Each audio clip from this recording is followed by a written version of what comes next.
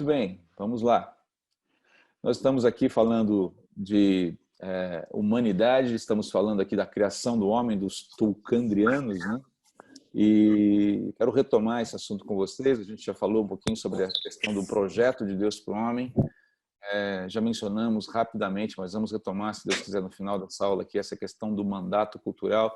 Não sei se você reparou nesse salmo. Aliás, antes de falar, de perguntar, de falar o que eu queria falar sobre esse salmo, que tem a ver com a nossa aula de hoje, o que chamou a sua atenção nesse salmo que a gente acabou de ler? Então, rapidamente aqui, coisas que chamaram, não precisa ficar explicando muito, não. Olha, me chamou a atenção esse versículo que falava sobre essa coisa, né? O que chamou a sua atenção nesse versículo e por que você acha que eu estou lendo esse versículo nessa aula que tem a ver com a realidade humana criada por Deus? Vamos lá, vamos abrir. Sandro, ajuda aí na abertura dos microfones, quero que o pessoal participe um pouquinho logo de cara aí. Posso já falar rapidinho?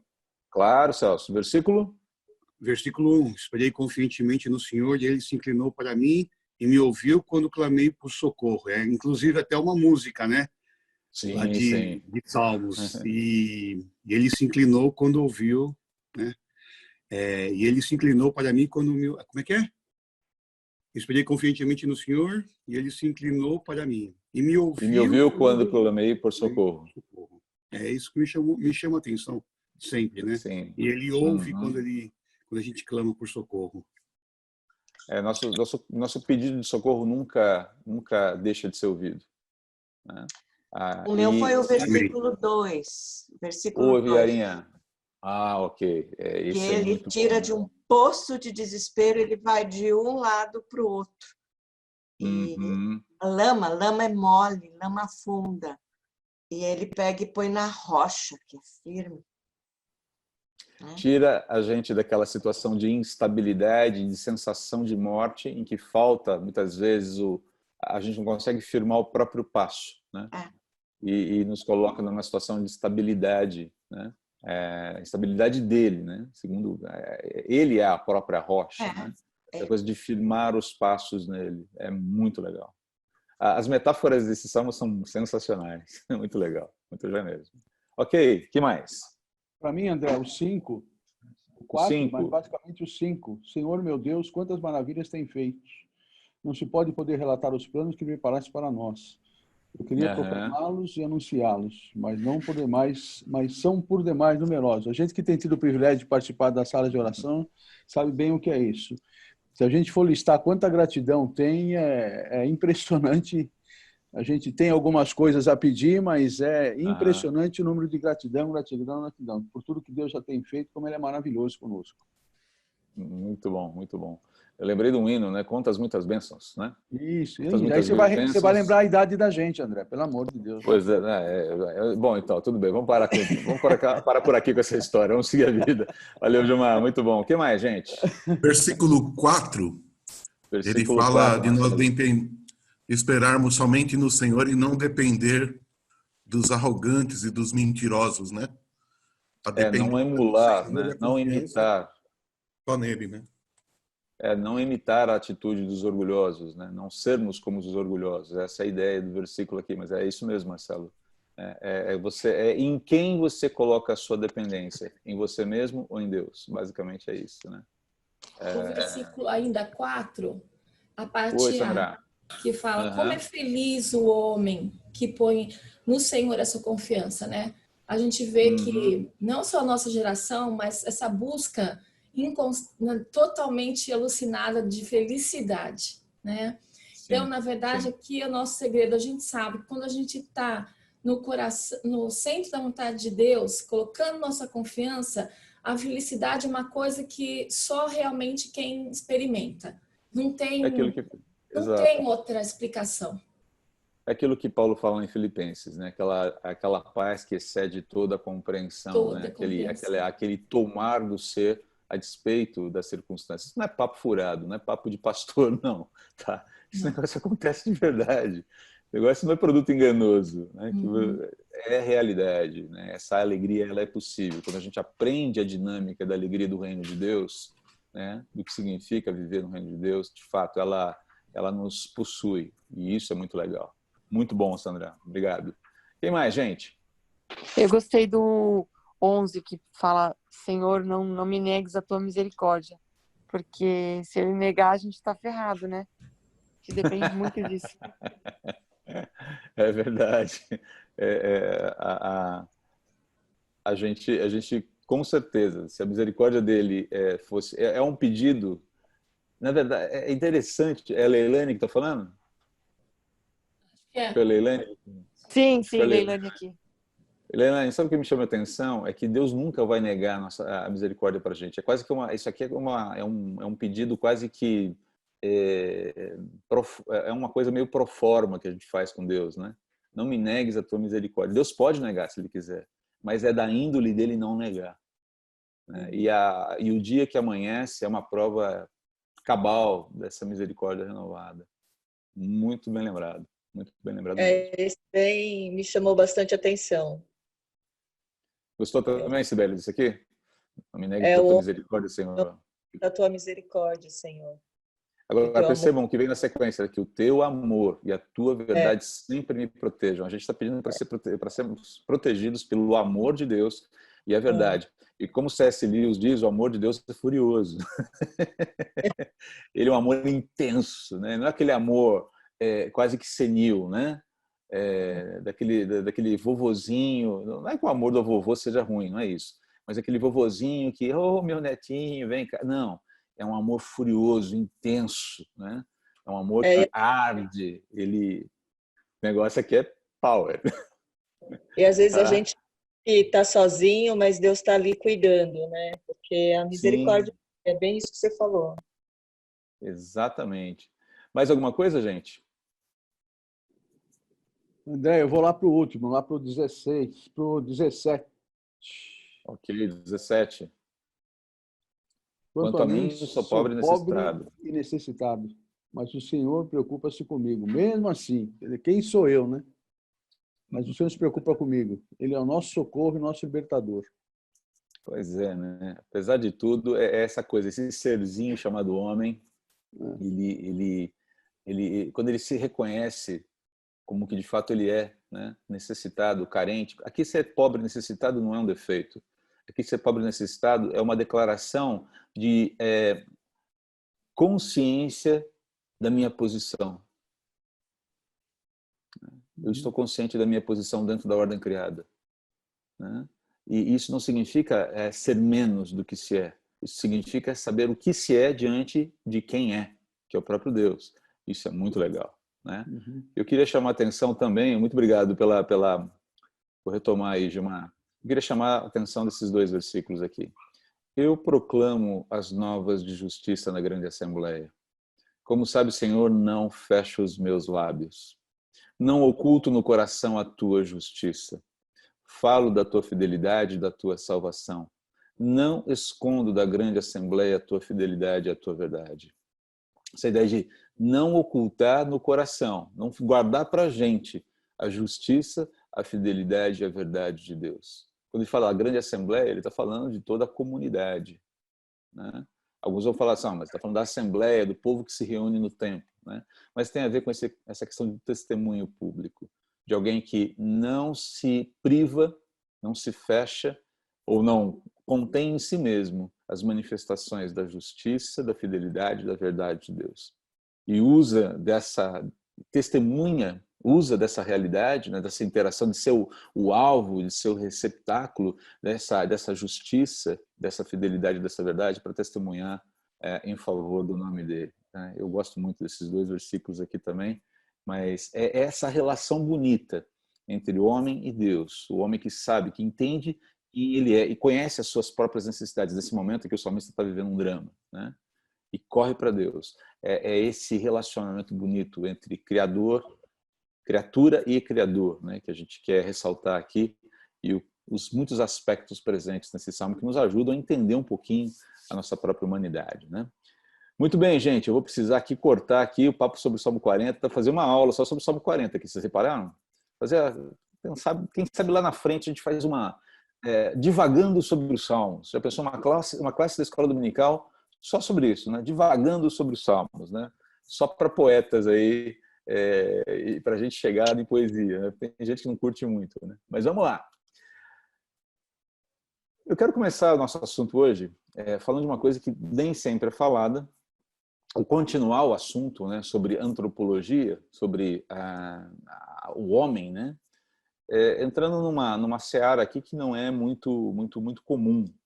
Não é que não é muito comum, ela é um pouco confusa para alguns, ela não é muito ensinada, muito falada, as pessoas têm um entendimento meio que intuitivo sobre esse negócio, que é a questão da constituição do ser. O que eu sou, afinal de contas? O que você é?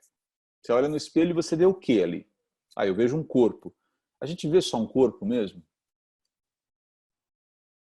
A gente vê um corpo ou a gente vê algo mais? Ou a gente se percebe como algo mais? Né? Então, a gente se percebe como algo mais. Um corpo, só um corpo não é nada. Você olha e você identifica. Tem alguma coisa atrás daquele olhar. Né? E só para a gente entender como é que funciona isso, dependendo do dia que você está vivendo, dependendo de como você acorda, você teve uma noite excelente. Sabe aquele dia que você acorda e que você parece a Poliana, de tão feliz que você está, né? De tão tudo está bem, tudo é lindo, maravilhoso. Você olha no espelho e fala: olá, bela criatura, olá, ser mais lindo do mundo, né? Ainda que não seja uma realidade prática, é uma realidade para você naquele momento. Mas tem dias que você olha para o espelho e fala: ó dias, ó dia, ó azar, né? O que aconteceu comigo? Qual foi o caminhão que me atropelou durante a noite? Existem essas situações aqui. A gente se percebe como ser, e a gente se percebe muito mais do que um corpo. A gente se percebe como alguém que está vivendo um determinado estado, né? Isso tem a ver com a nossa constituição, tem a ver com aquilo que nós somos. Há dias que estamos mais felizes, estamos mais alegres, mais otimistas. Há dias que estamos um pouco mais para baixo, a gente está um pouquinho mais, né? Nessa pandemia, muitos de nós aqui têm enfrentado já, por exemplo, tenho colhido testemunhos aqui e ali de gente que está, cara, estou cansado desse impasse, né? Então não é que a pessoa está preocupada, está cansada de ficar nesse compasso de espera. São situações que afetam o nosso íntimo. A gente tem uma constituição que não é só corpo, que não é só esse invólucro aqui, né? Que não é só esse tabernáculo, por assim dizer, né? Tem alguma coisa que está habitando esse tabernáculo aqui. E isso forma o que nós chamamos de ser, né? Então, aqui a linha que eu vou defender, e em algum momento talvez alguns de vocês devem ter tido contato com outra forma de abordar esse assunto, né? Eu vou defender aqui que o ser humano ele é uma dicotomia de essência. O que isso quer dizer? Todos nós temos uma parte material e temos uma parte imaterial. É aquilo que dentro da teologia, alguns teólogos gostam de chamar de unidade bipartida. Eu sou uma unidade, eu sou um ser, mas eu tenho duas composições, por exemplo. O meu ser completo ele é formado por essas duas partes, a material e a imaterial, né? Agora, o lance todo é entender o que acontece na parte material, porque a parte material ela é muito mais complexa, ela é muito mais cheia de bossa, ela é muito mais cool, muito mais descolada, ela tem umas coisas muito engraçadas, umas coisas muito curiosas, muito densas, né? E o mais interessante é que a nossa parte imaterial, nosso aspecto imaterial, ele nunca morre. Não morre. O que morre é o que para de funcionar temporariamente é a nossa parte material. O nosso corpo, chega uma hora que ele não dá conta de seguir funcionando, por conta do pecado. Coisa que a gente vai ver nas aulas posteriores, ali, uns efeitos do pecado e a morte, né? Então, nosso corpo ele não foi feito para morrer, mas ele tem um problema técnico depois do pecado, né? Ele tem um dispositivo, uma trava de segurança ali para não viver eternamente no pecado. Mas a parte imaterial, ela vive para sempre. Ela continua viva, né? Ela continua existindo. E é sobre ela que eu quero falar um pouquinho mais agora, para a gente conseguir entender como é que a Bíblia se refere a essa parte imaterial, né? O que nós podemos aprender dela, entender dela. Por que isso é importante? Porque dentro, por exemplo, da cosmovisão naturalista, a alma é um subproduto da evolução. Na verdade, nem é muito certo falar em alma. Você passa a ter alma a partir do corpo. Aquela construção de uma coisa deriva a outra. Então você passa a ter um espírito, uma alma vivente e tudo mais, mas é um efeito colateral da própria evolução.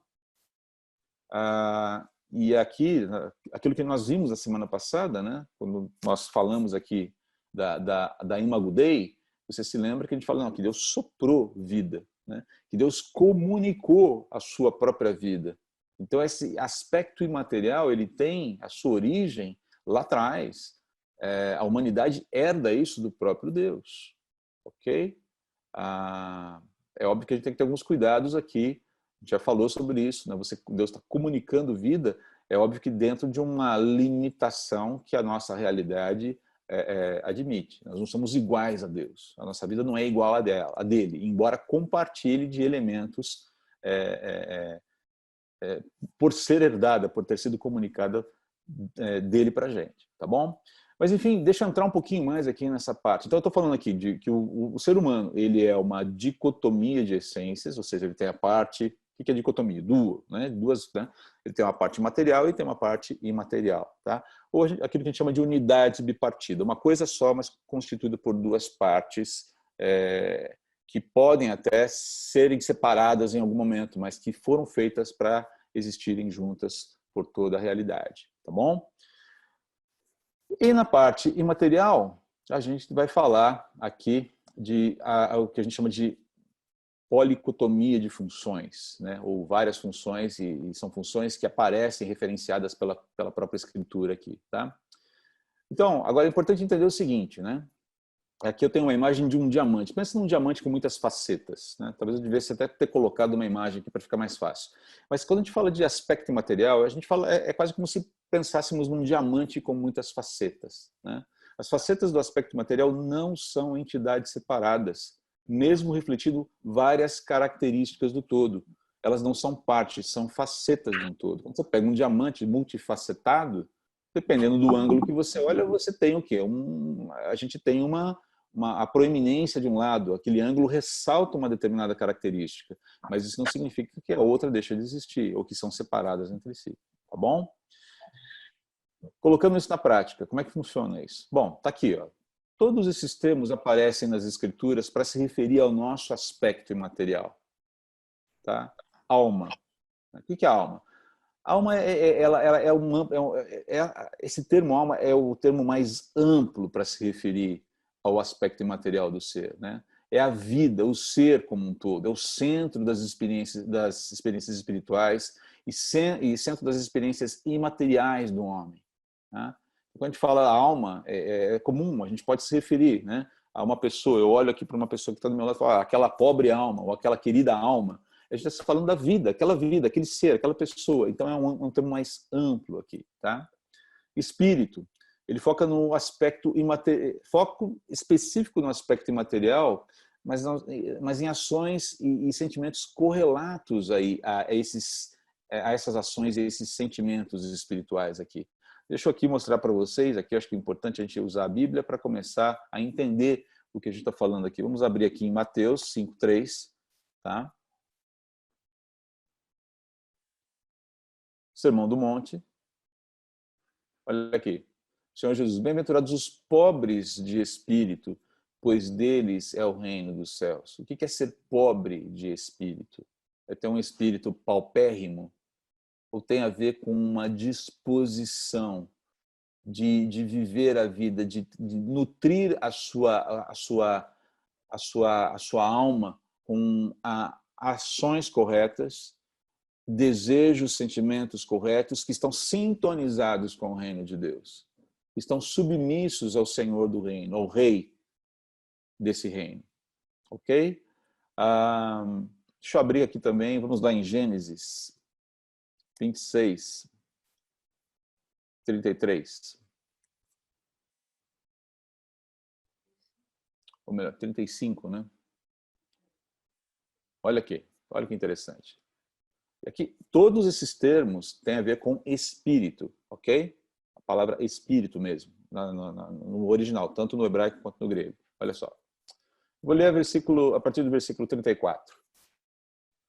Tinha Esaú 40 anos de idade quando escolheu por mulher a Judite, filha de Beeri, o Hitita, e também a Basemate, filha de Elon, o Hitita. Elas amarguraram a vida de Isaac e de Rebeca. Basicamente, a ideia aqui é que o espírito se tornou absolutamente adensado em termos de tristeza por conta daquelas mulheres. Aquela história, essas esposas de Esaú não descem nem com Hellmann's, né? Porque eram mulheres que não ajudavam, não apoiavam, não criavam, não extraíam, não edificavam em Esaú um homem segundo o coração de Deus, né? Não levavam o coração de Esaú para longe do Senhor. Então tem a ver com essa questão de ações e sentimentos correlatos ou melhor, sentimentos e ações que estão muito vinculados, né? Ou seja, um foco de tristeza e os sentimentos, relações àquela tristeza e ações correspondentes àquela tristeza, alegria, contentamento, seja lá o que for, tá bom? Coração, né? Que sempre aparece nas escrituras, né? Hesed, ou melhor, Lev, Hesed é amor leal, desculpe, Lev no Antigo Testamento e cardia no Novo Testamento tem o mesmo sentido, o centro do controle da vida física e psíquica. Não é o coração físico, mas esse centro do ser, onde você tem o núcleo decisório de sentimentos, né? Onde habita aquelas intenções, as motivações, as nossas percepções da vida mais profundas, as nossas reações mais profundas, né? Onde nós abrigamos os sentimentos mais ocultos, as nossas percepções, as nossas motivações, enfim, está tudo ali, é o centro do nosso ser. Então o coração diz respeito a esse lugar, por assim dizer, a esse aspecto em que os nossos sentimentos, né, onde a nossa vida ela é controlada, onde saem as nossas decisões, de onde nós tomamos as nossas decisões. A gente Consciência. poderia dizer que a nossa cosmovisão, André. Oi, Sandro, pode falar. A gente poderia dizer que a nossa cosmovisão. Eu diria para você que os fundamentos da nossa cosmovisão são formados ali, e na verdade ali você tem todo digamos, a montagem dessa cosmovisão, né? O coração ele é ali que você tem um grande, os fundamentos estão amarrados, é ali que você tem todas as pilastras lançadas que dão fundamento, e é a partir dali que você constrói toda a sua compreensão de vida, né? É ali que você abriga esses sentimentos, né? É ali que você abriga as suas percepções. É a partir dali que você se move, que você analisa a vida, que você constrói a sua reação às coisas que acontecem na vida. Então é no centro do coração. É óbvio que a gente está particularizando, mas isso é muito dinâmico, né? Mas sem dúvida é a partir dali que você tem esses ímpetos, né? Esses afetos estabelecidos ou não, tá bom? A consciência é uma testemunha interior do ser. Você já lembra da consciência? Os desenhos da Disney, né? Costumavam colocar o personagem naquela situação de ter que tomar uma decisão e de repente aparecia de um lado um anjinho e de lado um demôniozinho, né? Então, um em cada ombro, né?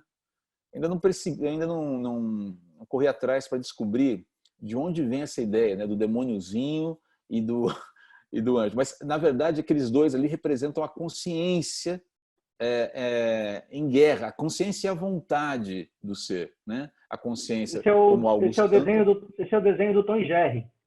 O Tom e Jerry. Eu acho que todos os desenhos beberam dessa fonte aí, né? Todos os personagens da nossa infância beberam dessa fonte. Mas a ideia é que você tem ali em guerra a consciência contra o desejo, né? O desejo querendo prevalecer e a consciência dizendo aquilo que é. E o mais interessante é que a nossa consciência ela não é neutra. Ela não é neutra. A nossa consciência ela milita contra a gente quando a gente está errado. Agora, é possível você abafar a consciência, é possível você cauterizar a consciência e torná-la inoperante, isso é possível.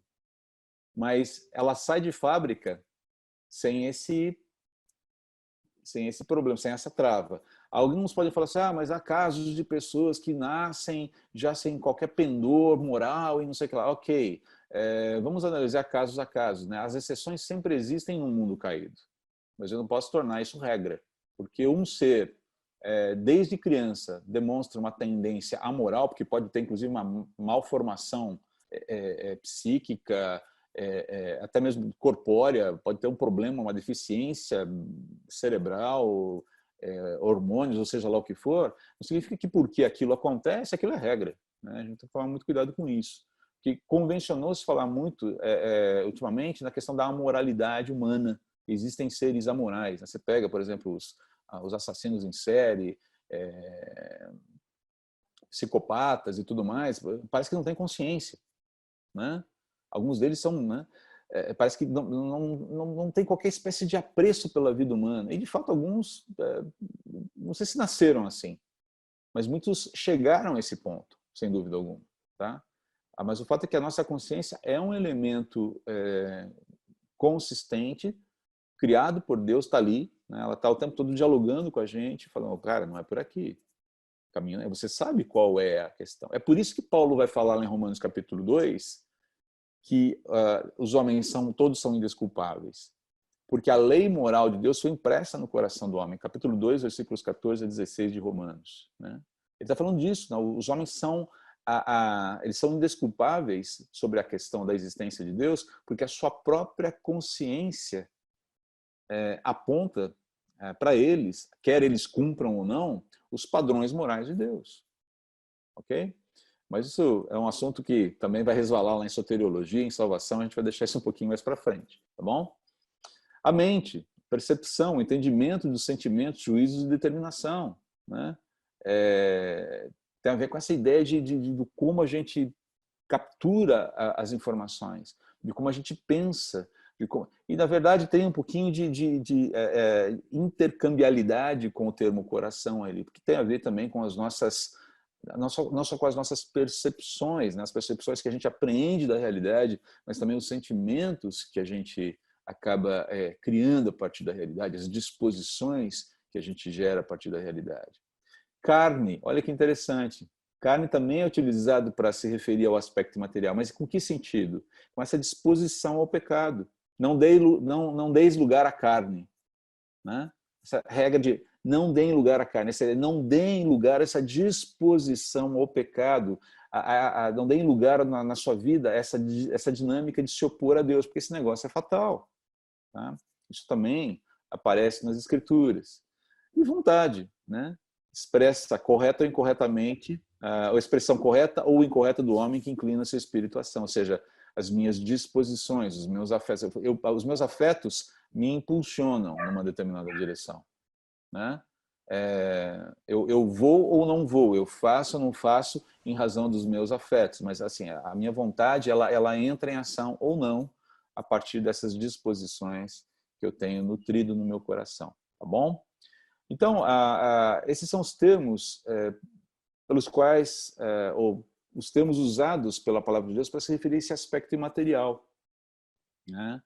E a gente não precisa ficar muito preocupado em dividir uma coisa da outra, porque elas são, como eu disse, né, um diamante multifacetado. Né? É muito denso, é muito complexo, na verdade é muito bonito. E acho que é por isso que a gente tem muita dificuldade de entender, né, o todo da alma humana. Né? É um grande mar de aventuras, essa coisa de ser gente. Né? Só Deus é que entende. E ele mesmo afirma, eu conheço o coração do homem. Quando a gente fala do coração, o coração do homem é desesperadamente corrupto. A palavra de Deus fala que o coração do homem é desesperadamente corrupto. Quem o conhecerá, está falando, nenhum de nós tem condições de conhecer totalmente. Né? Ainda mais numa realidade caída, essa densidade do coração do homem. Mas Deus mesmo fala assim, eu, o Senhor, conheço o coração do homem. A gente é mais conhecido por Deus do que nós mesmos. E aí que está a grande maravilha. Né? Porque no momento que você faz uma oração como essa do Salmo 40, você está falando para quem conhece exatamente, não só o coração do homem, mas o seu coração. E mais, o seu coração naquele momento em que você está colocando aquela questão. É muito amplo isso. Eu percebo que Deus ele tem essa capacidade de discernir, né? Hebreus capítulo 4, versículo 12 fala sobre isso. Ele discerne o âmago do ser. Ele vai no âmago da questão, ao ponto de dividir juntas e medulas, alma e espírito. Não é que alma e espírito estejam separados ou sejam coisas separadas, né? Mas diz respeito a chegar no ponto, naquilo que está... chegar no cerne da questão que está dentro da realidade, dentro da alma do homem. Né? Então, essa é a beleza aqui da constituição humana, né? Desse aspecto material, dessa parte material e essa parte material. E antes de seguir em frente aqui, quero perguntar para vocês, abrir aqui para alguma dúvida. Eu vou passar um filminho na sequência aqui, que fala a respeito do nefesh, alma, né? Um termo bíblico também usado para se referir aí, no hebraico, para se referir a essa constituição imaterial do homem. Mas quero abrir para perguntas aqui, se há alguma questão que vocês queiram colocar em cima desse slide aqui. Fiquem à vontade. André, eu tenho. Oi, fala, Marcelo. Quando você fala, nós somos bipartidos, né? Praticamente corpo e alma, certo?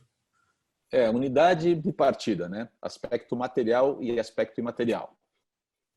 O primeiro item aí que você fala alma, ele engloba todos os outros? Ou ele é uma parte? Ele tende a ser mais genérico. Tá? Mais o que não genérico, elimina, né? ele é um termo mais geral. Não é que ele engloba no sentido de, tecnicamente, não, mas ele diz respeito mais a tudo, né? Agora, quando eu digo que ele diz respeito mais a tudo, não significa que ele anula outros termos. Sim. Né? Entendi. Eu gosto de usar é mais correto, embora isso não seja um problema e a gente nem precise ficar se preocupando com isso, de falar em termos de aspecto material e aspecto imaterial. Porque quando eu falo aspecto imaterial, soma tudo esse negócio, né? Diz respeito a tudo isso aqui, né? E agora, quando a gente fala, o problema talvez seja a gente tentar seccionar o aspecto imaterial em partes diferentes, quando na verdade é um todo. Entendi. Né? Com facetas mesmo, né? Essa coisa de faces diferentes que apresentam um ângulo. A primeira vez que eu estou tendo a oportunidade de ver essa ideia dicotomista, né? Ok. Você deve ter sido educado, como eu fui no passado, com uma posição tricotomista, que divide o ser em alma, em corpo, alma e espírito. Tá? É uma posição, eu não vou brigar por isso. Né? Eu acho que a minha leitura das Escrituras, ela dá mais base, pela própria criação, pela própria exegese que a gente faz de Gênesis ali, da criação do homem, você vê aspecto material sendo formado por Deus e depois aspecto imaterial sendo soprado por Deus. Não existe uma trinca de elementos ali, né? E então, quando a gente fala que o espírito, o homem que não tem a Cristo não tem o espírito vivificado, ele não tem espírito. Não, ele tem espírito, e o espírito dele está morto, está insensível, né? Mas não é que ele não tem espírito. Eu sempre acreditei que tem uma parte imaterial que ela tem que morrer também, que faz parte do nosso ódio, dos nossos sentimentos negativos, aquele sentimento que você colocou lá em Gênesis. Para mim, esse sentimento, a impressão que dá é que ele tem que morrer sendo imaterial. Por isso a separação, entendeu? Ok, eu diria que são coisas distintas. Uma coisa é você falar do aspecto imaterial do ser e outra coisa é você falar das disposições que ele tem. Eu creio que como disposição, sem dúvida. Fazer morrer as disposições pecaminosas, os afetos pecaminosos, mas isso não é aspecto, isso não é aspecto do ser. Isso são disposições do ser. Né? Então, são coisas distintas. É imaterial, né? O ódio não é alguma coisa, o sentimento, o ódio, ele não é tangível. Ele é visível em termos de ações. A gente percebe que a pessoa tem ódio quando ela age com ódio. Mas a gente não consegue pegar o ódio, né? A gente consegue sentir os efeitos do ódio, ou da alegria, né? Ou da felicidade. Agora, é importante entender que isso são disposições, não são aspectos que fazem parte não são facetas que fazem parte desse aspecto imaterial. Tá? São disposições que estão sendo nutridas ou não no coração. Tá bom? Obrigado. Valeu. Mais alguma pergunta aqui, gente? Eu tenho uma pergunta. Nesse conceito aí de dicotomia, você considera que alma e espírito é a mesma coisa? Por que eu estou perguntando isso? Porque eu já tinha ouvido essa teoria, principalmente lá no pessoal do Palavra da Vida, mas quando eu ouvi era nesse aspecto, de alma e espírito ser a mesma coisa. É isso? São e não são. quando eu digo são e não são, basicamente, é como você pegar... Eu vou fazer um exemplo muito simples, usar um exemplo muito simples aqui, né? Você pega, por exemplo, um cubo, um dadinho, um dado de joguinho de banco imobiliário, né? É um dado, mas ele tem 6 faces diferentes e cada uma delas tem uma característica diferente que compõe o todo. Então, quando a gente fala mas é um dado, é uma coisa só, né? Então, quando a gente fala de espírito e alma, a gente está usando termos muitas vezes intercambiáveis, em alguns momentos intercambiáveis, e em alguns momentos a gente está querendo dar uma ênfase específica para uma característica desse aspecto imaterial. O problema todo nessa discussão, o problema todo no entendimento dessa questão é a gente tentar seccionar. A alma está aqui, o espírito está aqui. Não, é uma coisa só, né? Então, a gente está trabalhando com ênfases, né? E aquilo que a gente quer ressaltar num determinado momento. Por exemplo, a gente fala de coração, a gente fala daquele núcleo, é mais fácil entender porque é o núcleo dos sentimentos, das decisões, dos afetos e tudo mais. Então, essa secção entre alma e espírito, ou falar que é a mesma coisa, né? Quando a gente quer dizer é a mesma coisa no sentido de fazerem parte de uma coisa só que se chama aspecto material, sim. Mas quando a gente quer dizer, a gente quer trabalhar alguma ênfase, nenhum problema em você usar um termo ao invés de outro, né? Querendo ressaltar muito mais a abordagem, o que aquele termo significa. Agora, gente, numa boa, a gente não precisa ficar também pilhado com isso aqui, como se a nossa vida fosse depender dos termos que a gente usa para se referir ao aspecto material do coração, do ser, tá bom? Agora, eu entendo a dúvida aí, Leilane, e o que a gente não pode ficar é muito preso ao conceito em si. Por exemplo, se tem alguém aqui que é tricotomista, amém, meu irmão em Cristo do mesmo jeito, entendeu? Eu caminho nessa direção porque eu acho que porque me parece pelo trabalho, pela revelação, pela forma como as escrituras nos apresentam a verdade criada, né? Nos narram a criação do homem, especialmente ali em Gênesis, como eu disse agora há pouco, faz mais sentido pensar dessa forma. Mas no todo das escrituras você tem esses termos surgindo, a gente não pode ignorá-los, né? Então, eu não estou defendendo um modelo aqui, né? Eu estou defendendo uma exegese, tá? E se alguém falar, mas eu acho que a posição tricotomista que coloca corpo, alma e espírito me cai melhor. Amém, tudo bem, tá? Não vou aqui gerar nenhuma espécie de levantar uma bandeira aqui nessa questão, tá? Não perde a salvação, não, né? Sim. Não, nem eu perco a salvação, nem meu irmão perde, desde que já sejamos salvos. Mas, Leilane, então é essa questão, né? Sim e não, dependendo do que você quer, ao que você se refere, tá bom? Obrigada. Mais alguma pergunta, gente? Senão eu vou seguir aqui em frente. Ok. Então vamos falar aqui do ser humano, André, o software do ser humano é muito complexo. O software do ser humano é muito complexo. Ele tem rotinas e sub-rotinas bastante complexas. Deus é tremendo, né? Muito bem, eu quero passar primeiro um vídeo para vocês aqui e depois eu vou entrar nessa parte da transmissão do aspecto imaterial, porque a gente trabalhou com isso até agora, né? A gente sabe, por exemplo, como uma criança é gerada, mas e a alminha dela, né? E a alma dela? De onde vem? De onde vem essa alma, né? Isso é uma questão teológica importante também, tá? Porque isso, inclusive, vai afetar a forma como a gente dialoga com essa história, por exemplo, de aborto. Tá? E tem me horrorizado muita gente, a posição de muitos cristãos por aí em relação a aborto. Sabe? Há uma visão que eu considero equivocada, e não é eu considero, então é equivocada, não, porque falta compreensão do que significa vida, tá? Mas eu vou chegar aí nesse ponto. Deixa eu pegar e colocar primeiro para vocês o nosso vídeo sobre Nefesh. Antes de mais nada, gente, fui informado há pouco pela minha querida esposa que a Maria Helena Pive faz aniversário hoje, tá certo? É isso mesmo? Tá certo? A Maria Helena tá aqui, não estou vendo a Maria Helena aqui. É isso mesmo, gente? Ninguém se manifesta. Ok, enquanto a gente vai colocando o vídeo aqui... É isso mesmo, André, é hoje. Ô, Ela é do nosso PG. Maria Helena, parabéns para você. Ao final dessa aula a gente vai cantar parabéns para Maria Helena e orar por ela, tá bom? Me lembrem disso aqui, porque a minha memória é uma vaga lembrança hoje.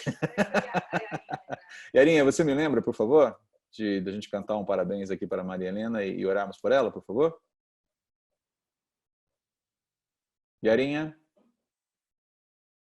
Ok, perfeito. Então vamos ao nosso vídeo aqui. Vou abrir aqui a nossa janelinha. Você já deve estar com o som aí em ordem.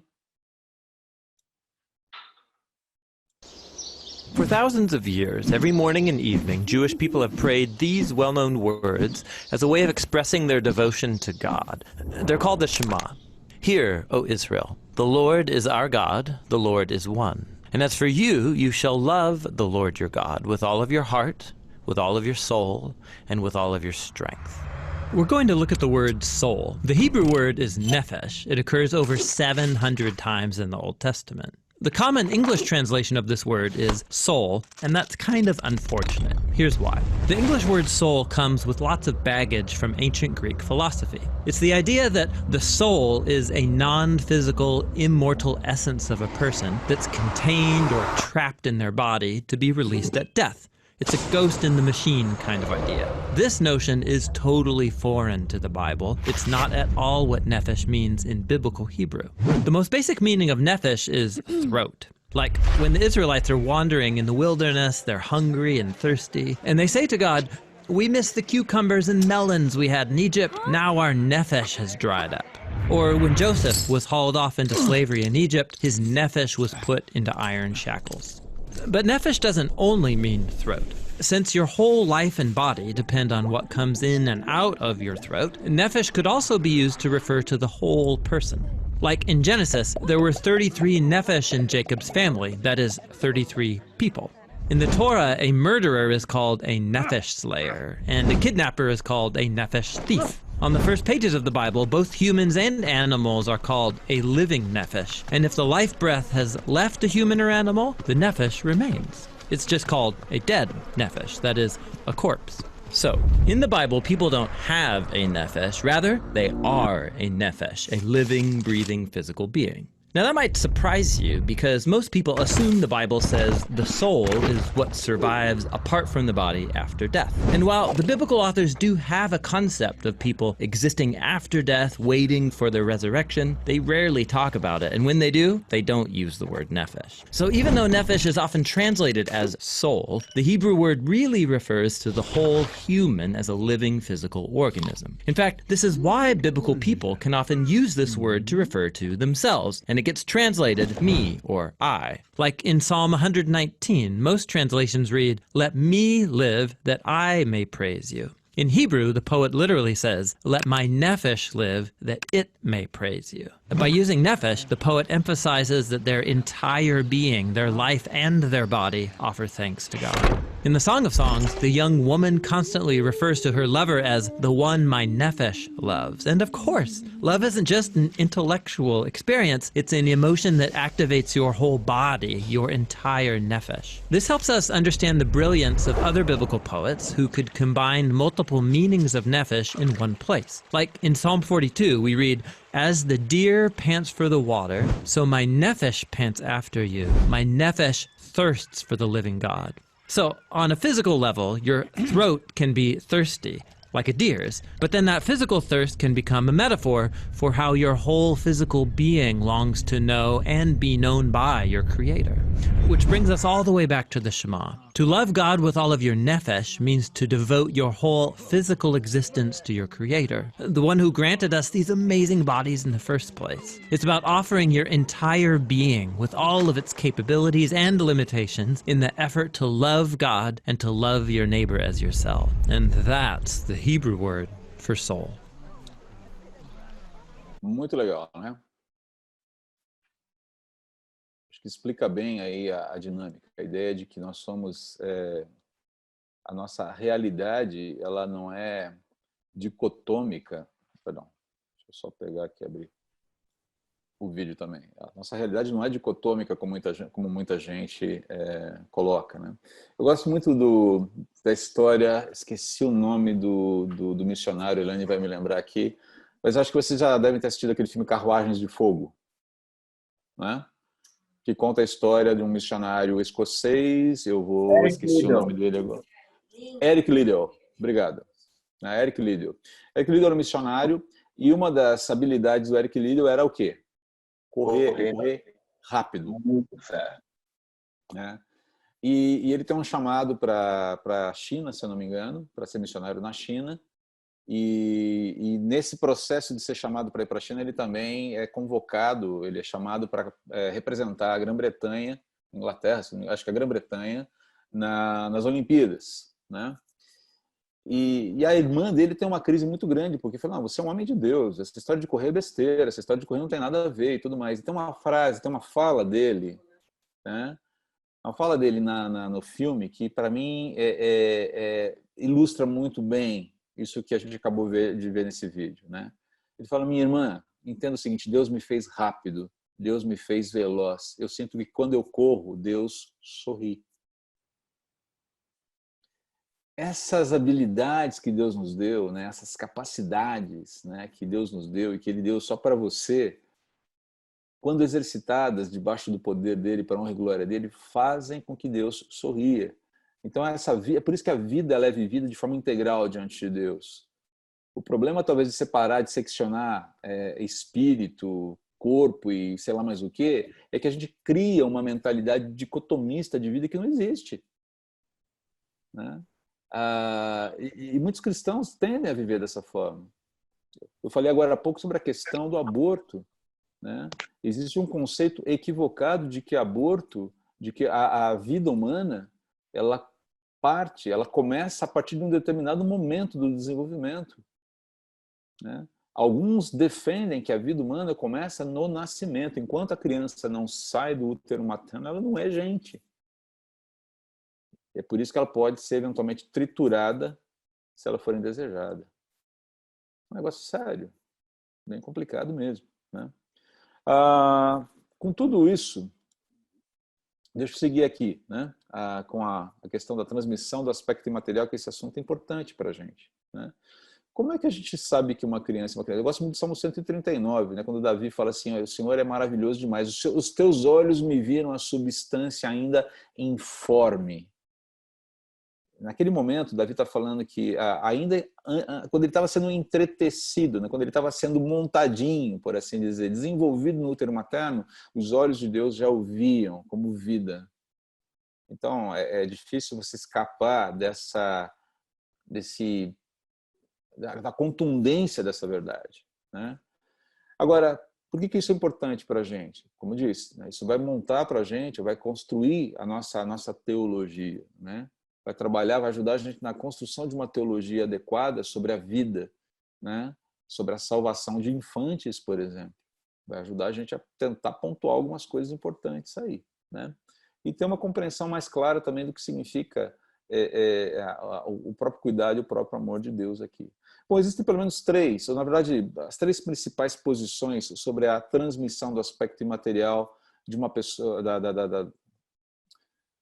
para os novos seres, né? Já ia dar o spoiler aqui de uma posição, né? Para os novos seres aqui. Então, assim, a partir do momento em que uma pessoa está sendo gerada, como é que a alma vem habitar o seu corpinho? Né? Então, a primeira delas, né, é uma posição antiga, fala da pré-existência da alma. Lembra da história do limbo? Né? Quem já foi católico deve lembrar um pouquinho dessa história do limbo, né? Mas isso não é exclusivo apenas do catolicismo romano, não. Tá? Então, a ideia da pré-existência da alma é que é uma posição, né, em que as almas de todos os homens elas foram criadas por Deus no início do universo. Quando Deus criou a realidade, Ele já criou todas as almas e deixou tudo lá guardadinho. Tá? E a alma fica encerrada no corpo, ou seja, quando a pessoa é concebida, essa alma é enviada para habitar esse corpo e ela fica encerrada no seu corpo como uma punição pelo pecado. É um negócio meio complicado e difícil de você argumentar a favor apesar da sua formulação um pouco intuitiva, né, ela bebe muito da cosmogonia grega, da cosmovisão grega, né, que não tem muito a ver não tem nada a ver com a nossa, com a cosmovisão judaico-cristã, né? Mas dentro dessa posição você tem algumas possibilidades aí, algumas implicações desse tipo de posição, né?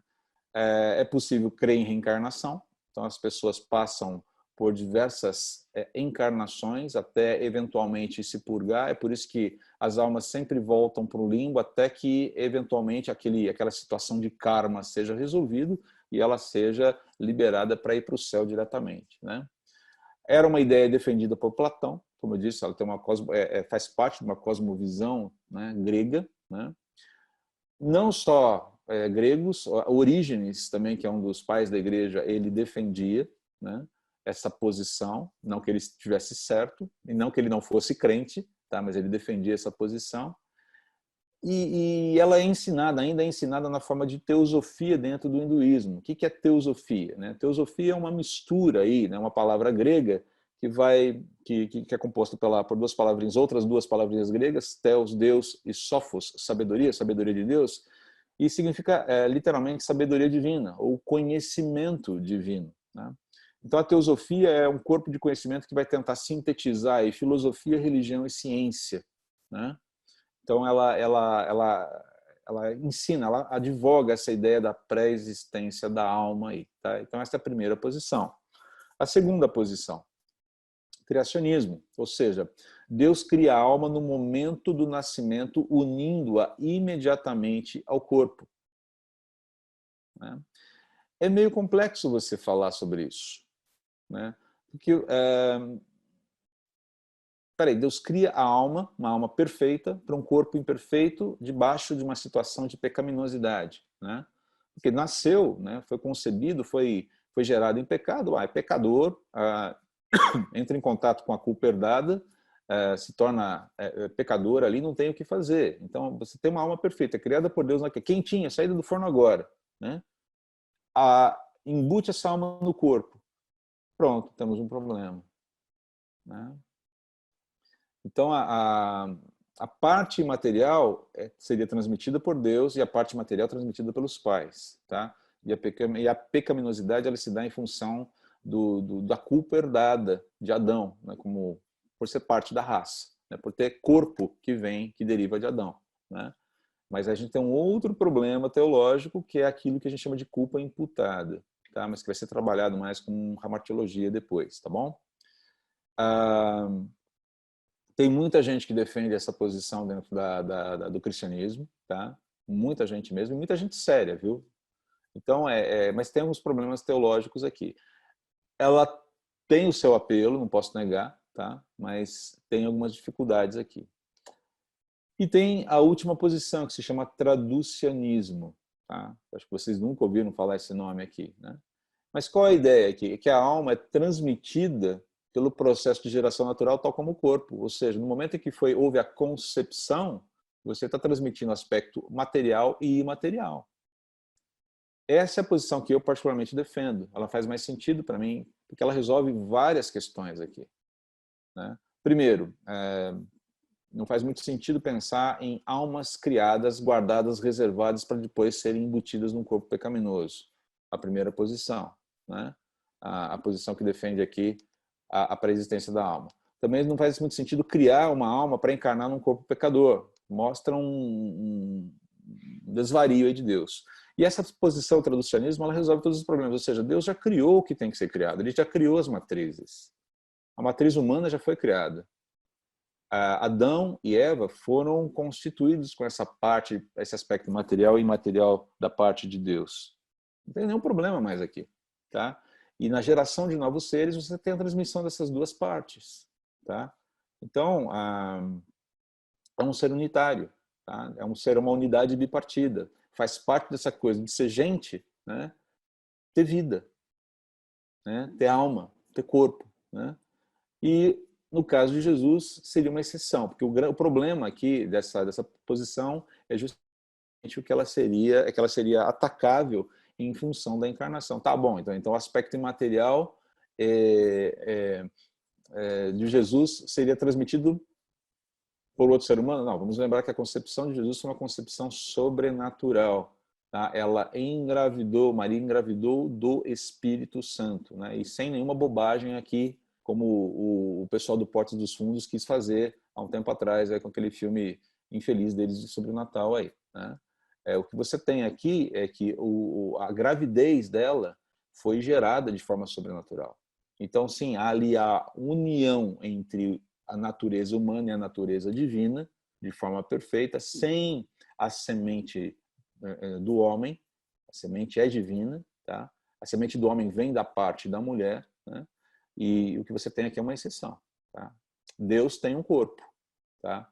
E o aspecto imaterial que habita nele é absolutamente divino, tá? A gente vai trabalhar mais sobre essas questões de união hipostática, né? Deus e homem, né? As duas naturezas habitando em Jesus. Isso vai ficar mais claro ali para a gente quando a gente entrar em Cristologia, né? Que é um tema fascinante também, tá bom?